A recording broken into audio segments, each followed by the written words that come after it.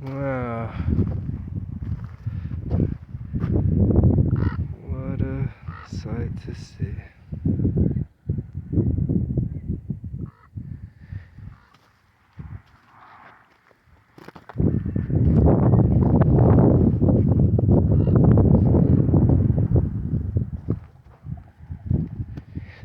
It might look like they're further away, but I'd say they're like only coming around like 10 or maybe 10 feet above my head sometimes.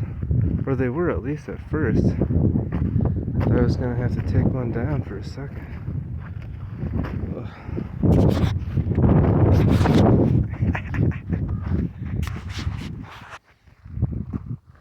This phone does not do justice to this beautiful mountain scenery.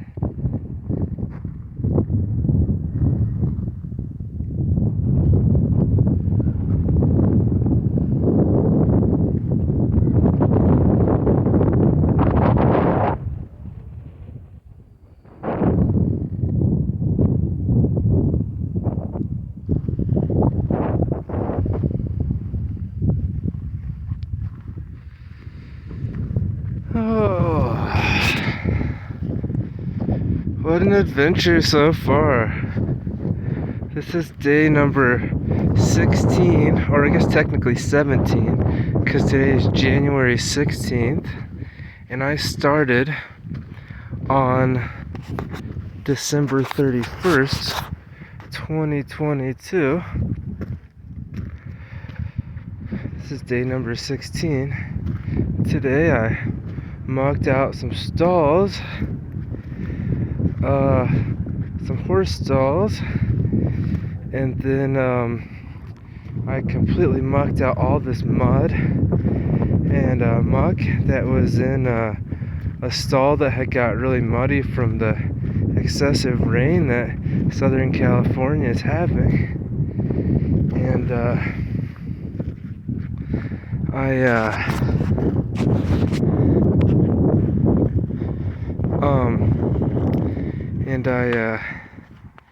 I did that.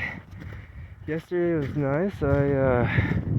My wrist is healing up nice, so I did an hour of yoga in the evening, and then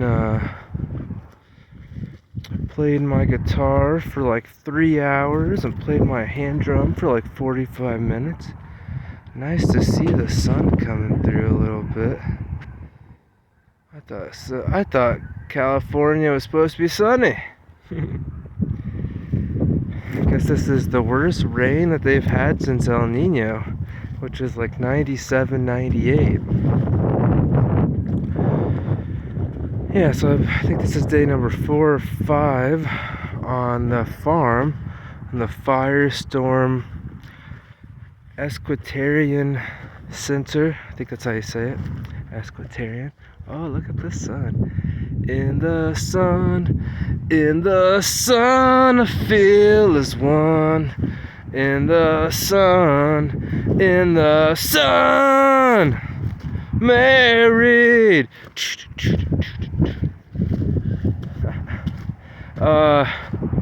Yeah, before that, I had been at the Gas Lamp Hostel for about, I was there for 4 days. And I was in San Diego. That was great. Got to meet some cool people from Wales, England, Scotland. Christoph from Scotland. Older man named Jose, who travels back and forth between his home in Alaska and Canada and Mexico, just enjoying his retirement. It's great. Got to play some guitar with the house guitar that only had 5 strings. Thought that was a great experience. Keith Richards said that some of his most creative ideas came when he was missing a string on his guitar. creative and best ideas, I think I should say. And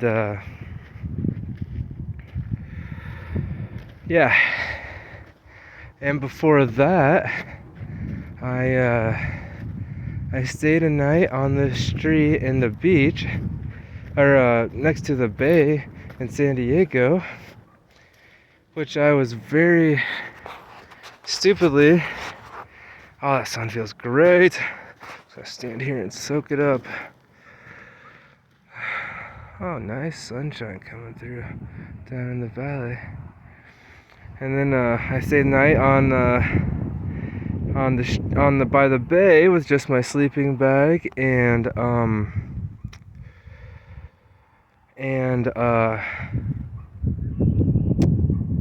yoga mat.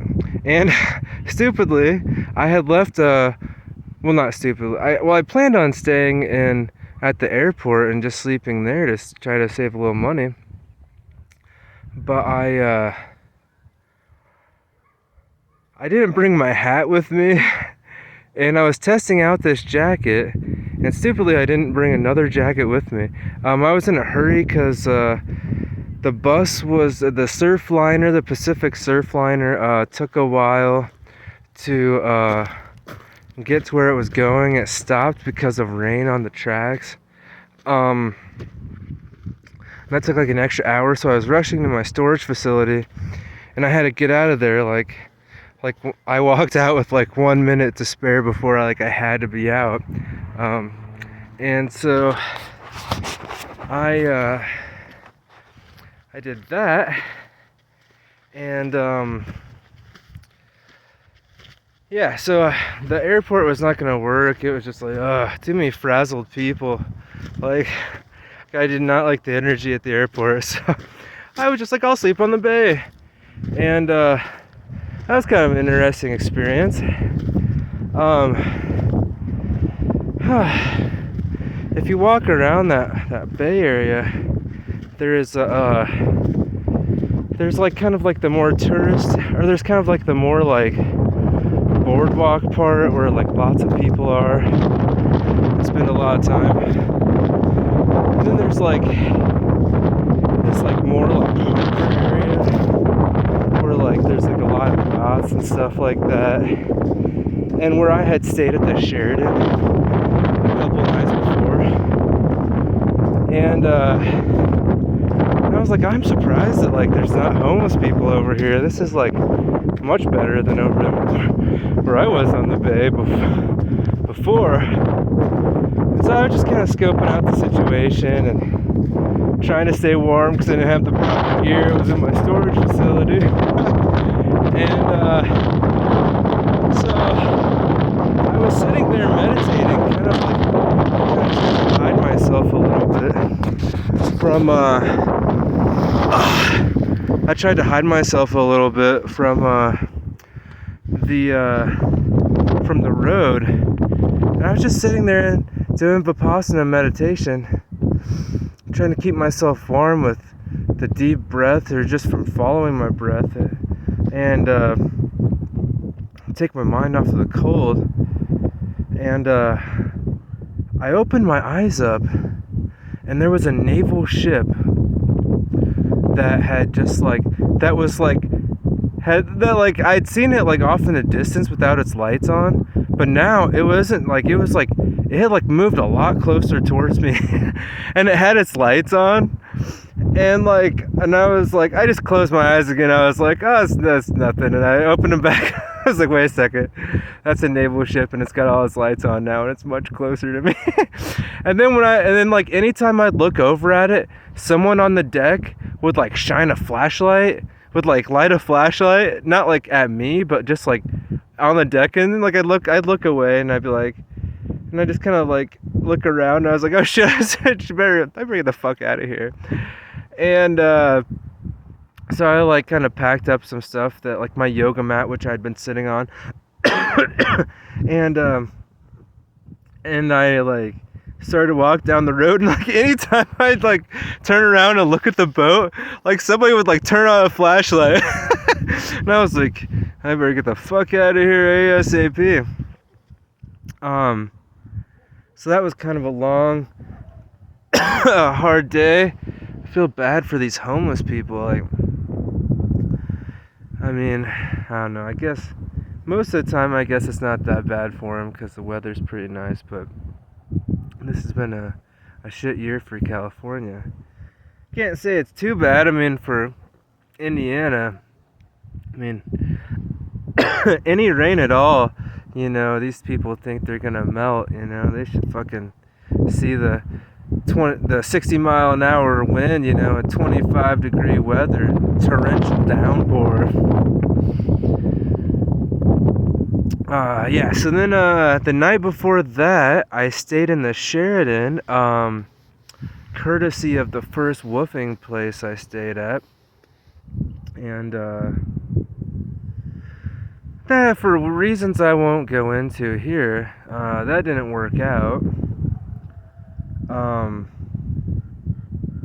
Mainly at fault of the place, and they just decided it'd be best if, you know, if I just kind of left that night and they'd buy me a hotel. And so I stayed at a really nice hotel. It's a Sheraton in San Diego, down by the like across the street from the airport. Then the night before that, I'd been in the mountains outside of Fallbrook, and or in Fallbrook, California, just behind the Camp Pendleton Marine Base, and that was just really pristine. It was pretty much just like real wilderness and stuff like that, because of Camp Pendleton being there, and it turns out, I found out when I was at the International Hostel. Oh shit. So after the Sheraton, I stayed the night out, and then I stayed in the International Hostel, and then I went to Fallbrook, or no, then I went to the Gaslamp. Oh no. It went Sheraton, then the International Hostel, and then a night on the street, and then the Gaslamp. So yeah, so there was night on the street, and then I went to the International Hostel, which was a cool experience. I met like people from Africa, or from Africa, Japan, I forget where else. There was like 6 countries I remember that I'd met people from.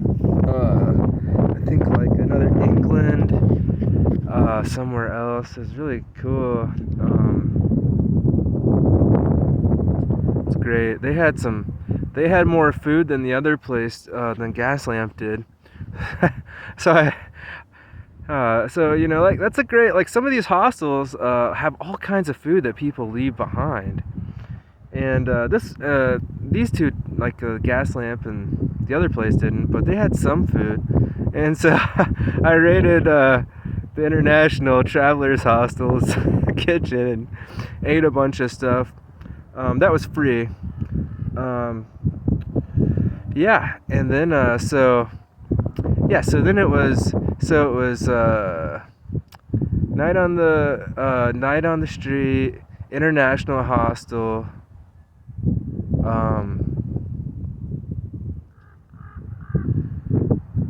Sheraton, then 2 days in Fallbrook,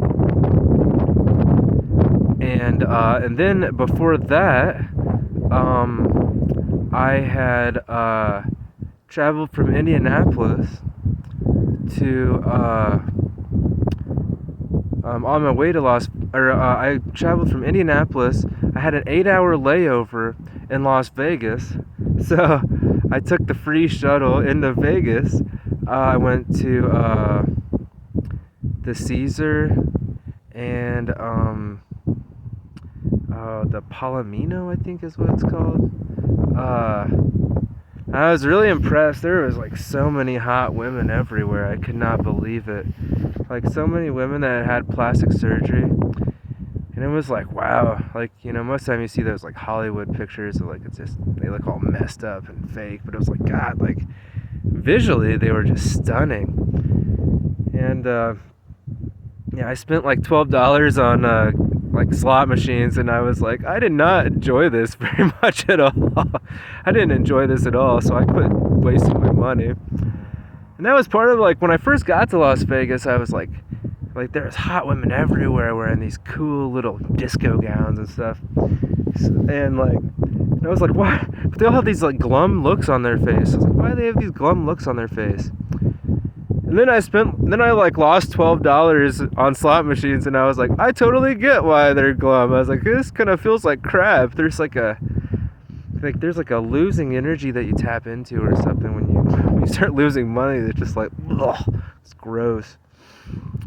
So then, yeah, from Vegas, it started pouring rain. And then I was waiting at a bus stop, and I was talking to someone that lived in Vegas from New Jersey. He said, man, I fucking hate living here. I don't know why I ever moved here. It's fucking terrible. I live like a couple blocks off the strip, and like my apartment's got broken into from like the people that live underground in Las Vegas. And he said he'd lost like 22 grand in the last year since he's lived there. and I was telling him, I was like, man, there's so many hot chicks everywhere. And then he's like, yeah, a lot of them are prostitutes, and if you like, you know, they'll like eventually approach you. And I was like, whoa, that's crazy. And so, you know, I'll probably never go back. Free booze and prostitutes that approach you just sounds like a terrible fucking place for me to be. Yeah. And that is the story. I'm sure there's more details that I'll think of sometime, but for now, that's it.